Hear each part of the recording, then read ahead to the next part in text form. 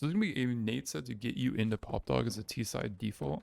What we're trying to do is we're trying to get rid of the pesky 5-7 flash eco warriors that like to do this and just become a huge nuisance, because this is a terrible fight for the T, and there's not a good way to deal with this guy except for this nade set. So what we're gonna do is, as you're coming into the stairs to Hull Showers here, you're gonna find this light, and you're gonna follow with your mouse this light. Just going, and running, and releasing a middle click running molly as you hit the second bump of the stairs. So in real time, it's going to look like this. This is going to perfectly land in front of that, right where they're going to pop out at. Now, the reason why this is kind of a hard molly throw and requires a lot of practice, because you throw it too far, it hits on this and bounces, and obviously it throws around.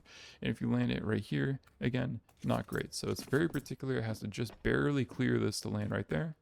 And as you've thrown that, which we're going, you know, falling, bump, and throw a nade about right here before these bricks, it'll bounce and land in the fire. And anyone that chooses to come through this is either just going to get absolutely owned if they choose to chow this. If they don't get absolutely owned, then they're at least forced off for this, you know, 4 seconds or so, which allows you to get into Pop Dog. So in real time, taken from the top, if you're trying to get down in a Pop Dog, it's going to look more like this.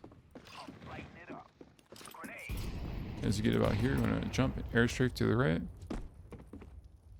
Now you're down to pop. Get ready for this fight, because the CTs can be here.